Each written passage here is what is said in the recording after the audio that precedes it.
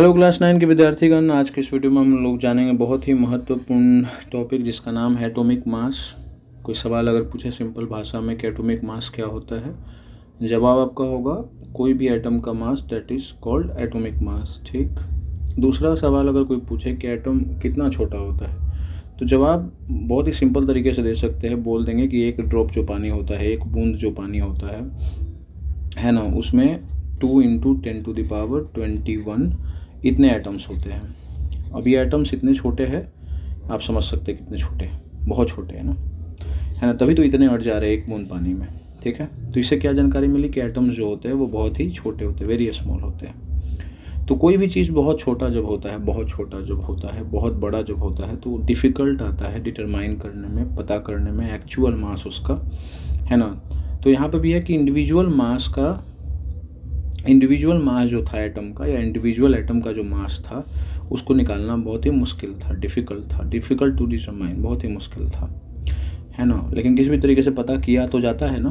तो actual mass एक पता किया गया हाइड्रोजन का, वो प्राप्त हुआ 1.673 × 10⁻⁻24 ग्राम। याद रखिएगा इसे, है ना, ये हाइड्रोजन का मास है। अब इसके पावर में माइनस लगा हुआ है, तो ये बात ये बतलाती है कि ये बहुत ही क्या है, कम है ना। जो भी मास माइनस में होगा और जितना ज़्यादा पावर होगा, समझिए कि वो बहुत ही कम मास है।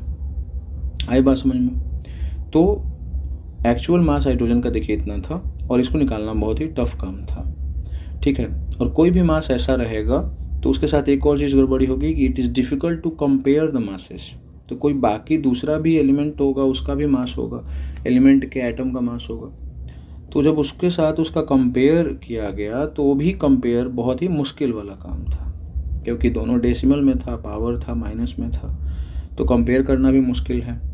ठीक है, भाग करना पड़ेगा, कटाना पड़ेगा, है ना, बहुत मेहनत करना पड़ेगा, और कहीं पे यूज अगर करना होगा तो वो भी थोड़ा मुश्किल का काम होता है ना। तो इस काम को आसान बनाया गया। कैसे आसान बनाया गया देखते हैं।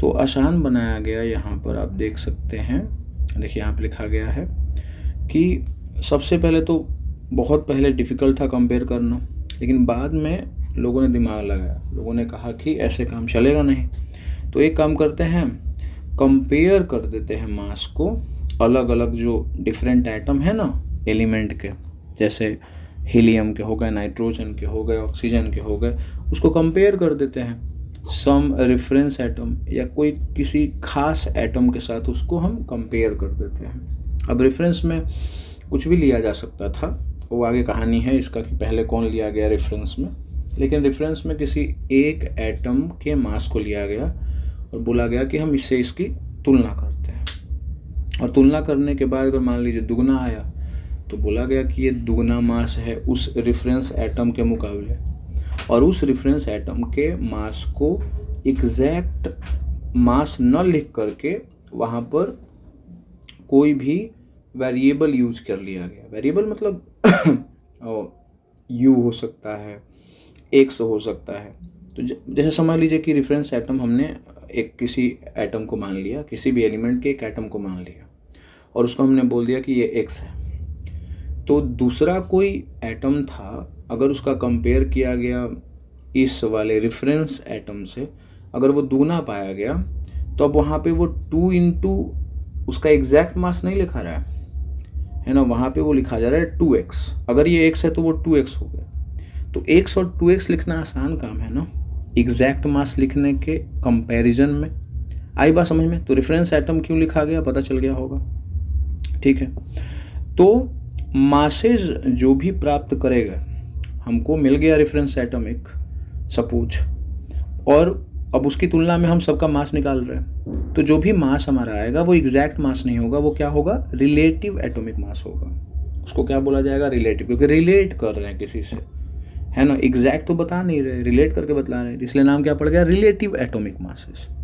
ठीक है, और जिस स्केल पे इनको मापा गया, इन मासेस को एक्सप्रेस्ड किया गया, ये जो रिलेटिव एटॉमिक मास थे, इनको जिस स्केल पे दिखाया गया, एक्सप्रेस्ड किया गया, उसको क्या नाम दिया गया, एटॉमिक मास स्केल, है ना, कि वो एटॉमिक मास स्केल थे।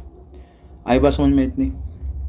ठीक है, अब आप ये पूछ सकते हो कि एटॉमिक मास स्केल किस तरीके का, तो देखिए भाई यहाँ पे एक स्केल ऐसे ले लिया गया, यहाँ पे एक पॉइंट ले लिया गया, बोल दिया गया कि ये x है, और इसके अगला वाला एलिमेंट का अगर इस वाले रेफरेंस एटम से अगर दुगना है मास तो क्या है 2x। तो ये x और 2x लिखना इजी है कंपैरिजन टू कि आप लिख रहे हो उसका एग्जैक्ट मास, ठीक है। और जो भी यहाँ पे नंबर ये आ रहा था वो कैसा आ रहा था, मल्टीपल के फॉर्म में। जो भी मास इस पे डिनोट किया गया था वो मल्टीपल के फॉर्म में था। किसके मल्टीपल में भाई, तो रेफरेंस एटम के मास के। तो रेफरेंस एटम का मास तो हमने माना हुआ था कितना, शुरुआत में x माना हुआ था, तो अगला वाला 2x होगा और उसके अगला वाला 3x होगा, तभी इस स्केल को कहा जाएगा एटॉमिक मास स्केल। इसकी खासियत ये होनी चाहिए, ठीक है ना। तो एटॉमिक मास स्केल कैसा होता है भाई कि एक रेफरेंस पहले तय करो। रेफरेंस किसको तय करोगे भाई, जो तुमको बेटर लग रहा है, और कैसे डिसाइड होगा वो आगे बता देंगे। तो हमने एक मान लिया कि एक है कोई एलिमेंट, उसका एटम, हमने उसको रेफरेंस मान लिया, तो उसको हमने x बोला, ठीक है। तो उसका अगला वाला क्या होगा 2x होना चाहिए, उसके अगला वाला क्या होना चाहिए 3x होना चाहिए, उसका अगला वाला क्या होना चाहिए 4x, है ना। और इस फॉर्म में रहेगा तभी चीज़ें आसान होंगी, इसका यूज करना भी क्या होगा, आसान होगा। तो देखिए यहाँ पे बताया गया है कि शुरुआत में इन बिगनिंग रेफरेंस चूजन वाज, तो रेफरेंस चुना गया किसको, हाइड्रोजन को। और किसने चुना, डाल्टन ने। डाल्टन ने कहा कि इसको चुन लेते हैं, कोई चुन नहीं रहा था, तो डाल्टन जी ने कहा कि ठीक है, हम बहुत ही अच्छे आदमी हैं, हम चुन लेते हैं इसको। लेकिन चुनने से नहीं होता है, आपको रीजन देना होता है कि क्यों आपने चुना। इन्होंने दिया, उन्होंने कहा कि ये सबसे लाइटेस्ट एटम है, तो सबसे हल्का अगर है तो जो भी और बाकी एटम का मास होगा वो इसके मल्टीपल में ही तो होगा, इससे ज़्यादा है तो मल्टीपल में होगा, नहीं तो कुछ ऐड करने पे आएगा, है ना। ज़्यादा अच्छा कब होगा, एटॉमिक मास स्केल पे कब बैठेगा ये सेट, जब ये मल्टीपल के फॉर्म में हो। तो मान लो कि हाइड्रोजन का मास x है या 1 यूनिट है, तो अगला वाला का क्या होना चाहिए 2x हो और 2 यूनिट हो, ये बेटर होगा ना, ऐसे रहेगा। तो ये तो चाहत थी ना लोगों की, इसीलिए तो इसको चुना गया हाइड्रोजन को। क्या इस पे वो मतलब आया, ऐसा आया वैल्यू कंपेयर करने के बाद, वो बाद में देखेंगे। तो कारण एक तो बताया गया कि लाइटेस्ट एटम है तो कंपेयर करना आसान होगा, क्योंकि सबसे अगर ये छोटा है तो इससे तो सब बड़े होगा, तो मल्टीपल के फॉर्म में भी आ सकता है। और दूसरा कि यूनिवर्स में सबसे ज़्यादा एबंडेंट एटम एलिमेंट है ये, है ना, सबसे ज़्यादा पाया जाने वाला है।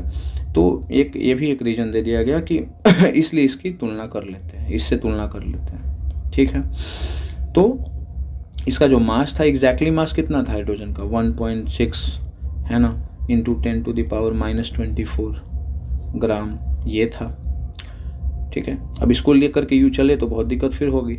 तो क्या मान लिया गया कि हम हाइड्रोजन के एटम को मान लेते हैं, इसके एटम का जो मास होगा वो कितना होगा 1 होगा या 1 यूनिट होगा। अब हाइड्रोजन के एग्जैक्ट मास के तुलना में अगर किसी का मास दुगना है ना, तो वो 2 × 1.6 × 10⁻⁻24 ग्राम ना लिख करके क्या लिखा जाएगा, उसके जगह पे 2u लिखा जाएगा। तो ये कन्वीनियंट तो हुआ ना, सुविधा हुआ ना। ये लिखो, इसका यूज़ करो हर जगह, हालत ख़राब हो जाएगी, ये यूज़ कर लो, बहुत ही आसान काम, ठीक है। लेकिन जब तुलना किया गया और जब इसको बैठाया गया एटॉमिक मास स्केल पे, तो देखा गया कि नहीं बैठ रहा है। क्यों नहीं बैठ रहा है, क्योंकि यहाँ पे तो मल्टीपल फॉर्म चाहिए होता है ना, x के बाद 2x या 1 यूनिट के बाद 2 यूनिट होना चाहिए। बट यहाँ पे जो रिलेटिव एटॉमिक मास आ रहा था वो फ्रैक्शनल आ रहा था। क्या आ जा रहा था, 2/3 आ जा रहा था, 3/4 आ जा रहा था, कुछ और आ जा रहा था। तो ऐसे तो काम चलेगा नहीं, तो यहाँ पे दिक्कत हो गई। तो इसीलिए हाइड्रोजन को क्या कर दिया गया, हटा दिया गया। तो हटाने का कारण क्या, फ्रैक्शनल वैल्यू का आना, ठीक है। आगे देखते हैं, बाद में यहाँ पे लिखा गया है हेंस का मतलब बाद में रेफरेंस को चेंज कर दिया गया और रेफरेंस में लिया गया किसको, रेफरेंस में लिया गया ऑक्सीजन 16 को। यहाँ पे आप देख सकते हो ऑक्सीजन 16 को किसने बताया, ऑस्टवाल्ड ने बताया कि ऑक्सीजन 16 को ले लीजिए, क्योंकि उन्होंने कहा कि ऑक्सीजन हाइड्रोजन में प्रॉब्लम क्या थी कि जो वैल्यू था कंपेयर करने के बाद वो फ्रैक्शनल आ रहा था, लेकिन इसमें नहीं आएगा, इसमें होल नंबर के फॉर्म में आएगा। लेकिन लोगों ने सवाल करना शुरू कर दिया कि ऑक्सीजन 16 क्या है। लोगों ने क्या, आप लोग सवाल करना शुरू कर देंगे कि ऑक्सीजन 16 क्या है। तो देखिए बड़ा सिंपल सा है, आइसोटोप्स एक टर्म होता है, जानते होंगे। एक इसके लिए यूज़ होता है वैसे एटम के लिए जिनमें प्रोटॉन की संख्या सेम होती है बट न्यूट्रॉन अलग अलग हो जाते हैं। यानी एटॉमिक नंबर सेम होगा, क्योंकि प्रोटॉन के नंबर से ही एटॉमिक नंबर डिसाइड होता है। तो atomic number same but atomic mass क्या होगा, अलग अलग होगा, उसको हम बोलते हैं आइसोटॉप्स। तो ये 3 नेचुरल ऑक्यूरिंग स्टेबल आइसोटॉप्स ऑक्सीजन के पाए जाते हैं, ऑक्सीजन 18, 17 एंड 16। तो इसमें प्रोटॉन कितना होगा, 8, क्योंकि वो फिक्स है, इसमें भी 8, इसमें भी 8। न्यूट्रॉन इसमें क्या हो जाएगा, 8, 9 और इसमें क्या 10। तो 10, 8, 18, 10, 8, 18, 9, 8, 17 और 8, 8, 16। आई बात समझ में। तो इसमें से एक चुन लिया गया ऑक्सीजन 16 को। क्यों चुना गया, क्योंकि देखा यह गया कि ऑक्सीजन 16 के मास को, है ना, जब कंपेयर किया गया, है ना, तो हॉल नंबर आ रहा था, ऐसा लोगों ने सोचा, लेकिन वो हो नहीं रहा था। तो उन्होंने क्या किया, पहले तो देखा कि ऑक्सीजन 16 क्या है भाई, कि इसमें टोटल जो है वो 8 प्रोटॉन है और 8 क्या है, न्यूट्रॉन है। तो जो इसका मास होगा वो इसको मान लिया गया 16 यूनिट के रूप में, कि 16 यूनिट है, ठीक है ना, 16 यूनिट मान लिया गया। तो अगर ऑक्सीजन 16 का मास 16 यूनिट है और 16 यूनिट को अगर हम स्केल पे लेके चले, यहाँ पे अगर मान लो 16 यूनिट मान लें, तो अगला वाला क्या मानना पड़ेगा, 32, उसके बाद क्या मानना पड़ेगा, 42, 48। तो ये बीच में ये सब तो गायब हो जाएगा, फिर कंपेयर करना मुश्किल हो जाएगा। तो 16 यूनिट को उन्होंने सोचा कि अब इसको 1 यूनिट में कैसे चेंज किया जाए। तो उन्होंने देखा कि हम एक काम करते हैं, इसमें हम 16 से डिवाइड कर देते हैं, और अगर इसमें किए हैं तो ऑक्सीजन 16 में भी करेंगे। तो ऑक्सीजन 16 के 16वें भाग का वैल्यू जो है वो कितना आता है, ये 16 क्या हो जाएगा, कट जाएगा, यानी क्या होता है 1 यूनिट। आया समझ में। तो ऑक्सीजन 16 का मतलब ऑक्सीजन 16 के एग्जैक्ट वैल्यू को नहीं चुना गया, ऑक्सीजन 16 के 16वें भाग को चुना गया 1 यूनिट के फॉर्म में, क्योंकि ऑक्सीजन 16 को तो 16 यूनिट लिया गया। तो ये चुनाव हुआ। इसमें फिर कारण बताया गया कि हमने क्यों चुना ऑक्सीजन 16 को। देखिए यहाँ पे है, और यहाँ पे भी लिखा हुआ है कि हमने ऑक्सीजन 16 को ना लेकर के हमने क्या किया, 1/16 जो था mass of atom of oxygen 16 है ना, उसको हमने लिया है, वाज टेकन एज 1 यूनिट, क्योंकि ऑक्सीजन 16 यूनिट को डिनोट कर रहा था और इससे कंपेयर करना मुश्किल था। तो इसलिए 1 यूनिट को डिफाइन किया गया पहले कि भाई 1/16 of mass of atom of oxygen 16 जो होगा वो 1 यूनिट के बराबर होगा। अब इसके कंपेयर में जो भी दुगुना है वो 2 यूनिट, फिर तिगुना है तो 3 यूनिट होगा, है ना। जैसे मान लीजिए यहाँ पे एग्जांपल समझा सकते हैं, जैसे हाइड्रोजन है, ठीक है, हाइड्रोजन, और हाइड्रोजन को जब तुलना किया गया किसके साथ, 1/16 of mass of atom of oxygen 16 के साथ, है ना। तो ये जो तुलना हुआ, ये तुलना करने के बाद जो वैल्यू आया वो कितना आया, 1.08 या 9 या जो भी था, 1.02 या जो भी वैल्यू, 1 शुरुआत में था, बाद में डेसिमल के बाद कुछ ना कुछ आया, एग्जैक्ट नहीं आया 1। तो मान कितना लिया गया, 1 मान लिया गया। हाइड्रोजन के एटॉमिक मास को क्या मान लिया गया, 1 यूनिट मान लिया गया, है ना, क्योंकि कंपेयर करने पर 1 आ रहा था। अब किसी का कंपेयर करने पे 2 आएगा तो 2 यूनिट मान लिया जाएगा उसका मास, ठीक है। किसके कंपेयर में, 1/16 of mass of atom of oxygen 16। आई बात समझ में। लेकिन ये भी नहीं चला था, इसको बाद में हटाया गया। क्यों हटाया गया वो अगले वीडियो में जानेंगे। इसको चुनने का कारण क्या था ये जान लेते हैं। रीजन क्या था, oxygen combine with most of the elements, सभी एलिमेंट्स से करते हैं मैक्सिमम। कारण क्या, एलिमेंट में मैक्सिमम तो मेटल होते हैं और मेटल के साथ कंबाइन तो करता ही ऑक्सीजन, मेटल ऑक्साइड बनाता है, तो इसीलिए लिख दिया गया कि मोस्ट ऑफ द एलिमेंट के साथ ये कंपेयर करता है।